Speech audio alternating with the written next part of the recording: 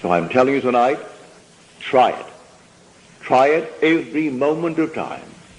You know tonight what you want to be. I don't care what you want to be. It's simply a rearrangement of the mind.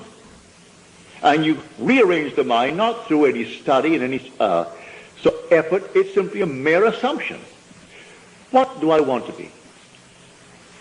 Get it clear in my mind's eye. Well, then assume that I am it.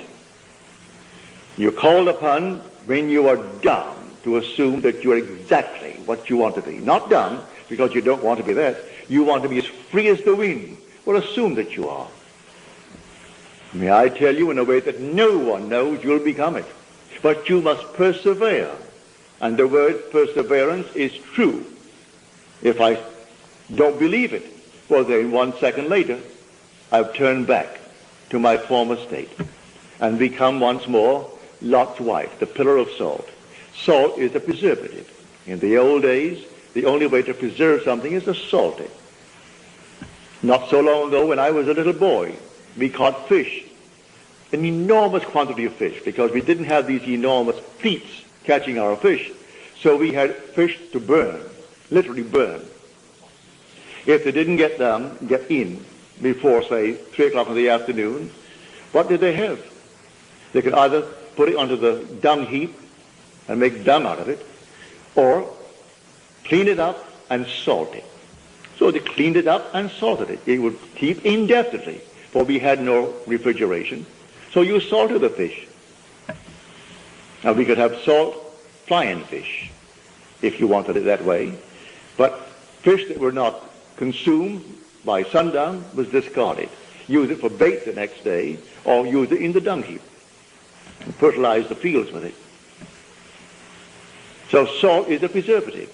So when Lot's wife was turned to salt, she turned back and went back to her former state. And that is all that it means. You look back and became a pillar of salt.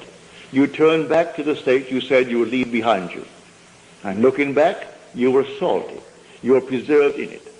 So turn away from what you really want to be. Turn back, you're going to be salted in it. So I ask you to leave what you are, unless you like what you are. There's portions of what you are today that you like. All right, wonderful. There are other portions that you do not like. Well, you don't have to give up everything in your living room when you rearrange the structure of it. Certain pieces that you'll keep. You may change this location, but you'll keep it. The same thing is true with the structure of the mind. You keep certain things and you let other things go. Take friends in your world who are not doing well, rearrange them in your mind's eye, and they're doing well. So put that part of the structure in your mind's eye. Rearrange the entire structure and dare to assume that it's true and walk in that assumption. And that assumption, though at the moment is denied by reason and denied by your senses, if you persevere in it, it will harden into fact.